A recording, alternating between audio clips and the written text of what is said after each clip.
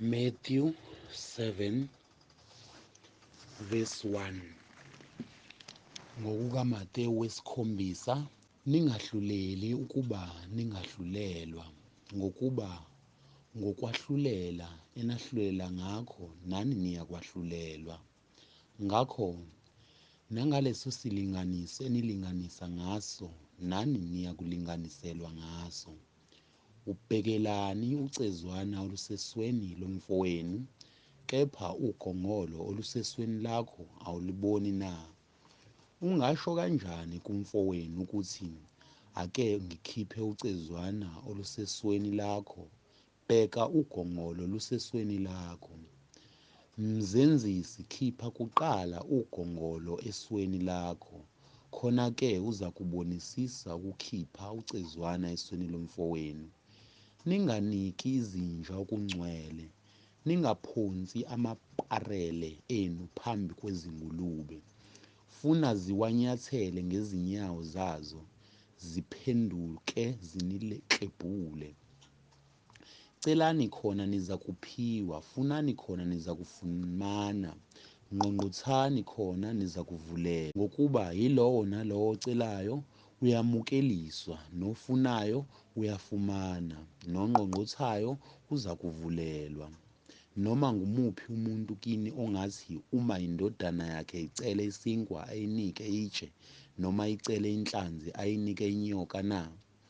Ngakho-ke uma nina enibabi nazi ukubapha abantwana benu izipho ezinhle, kakhulu iYihlo osezulwini uzakubapha okuhle abacela kuye. Ngakho-ke konke nokungakanani enifuna ukuba abantu bakwenze kini, kwenzeni nani kanjalo kubo, ngokuba lokhu kungumthetho nabaprofethi. Ngenani ngesango elincane, ngokuba isango libanzi nendlela inkulu eyisa ekubhujisweni. Baningi abangena khona, kepha isango lincane nendlela iyingcingo eyisa ekuphileni, bayingcosana abayifumanayo.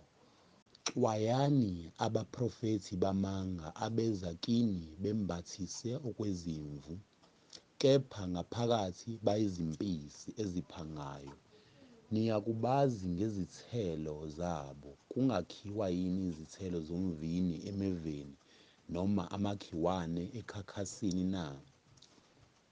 Kanjalo yilowo nalowo muthi omuhle uthela izithelo ezinhle, kepha umuthi omubi uthela izithelo ezimbi. Umuthi omuhle ungethela izithelo ezimbi, nomuthi omubi ungethela izithelo ezinhle. Yilowo nalowo muthi ongathela izithelo ezinhle, yilowo nalowo muthi ongathela izithelo ezinhle uyanqunywa, uphonswe emlilweni. Njalo-ke niyakubazi ngezithelo zabo. Asibo bonke abashoyo kini ukuthi, Nkosi, Nkosi, abayakungena embusweni wezulu, kuphela owenza intando kaBaba osezulwini. Abaningi bayakuthi kimi ngalolo suku, Nkosi, Nkosi, asiprofethanga yini ngegama lakho? Sakhipha amadimoni ngegama lakho? Senza imisebenzi eminingi yamandla ngegama lakho na? Khona ngiyakufakaza kubo ukuthi angizange nginazi. Sukani kimi, mina benzi bokubi. Ngalokho yilowo nalowo owezwa lawa mazwi ami awenze, uyakufaniswa nendoda ehlakaniphileyo eyakha indlu yayo phezu kwedwala. Layithela imvula, kwafika izikhukhula, kwavunguza umoya, yashiya leyo ndlu, kepha kayiwanga, ngokuba yayisikelelwe yidwala. Kodwa yilowo owezwa lawa mazwi ami angawenzi uyakufaniswa nendoda eyisiwula eyakha indlu yayo phezu kwesihlabathi.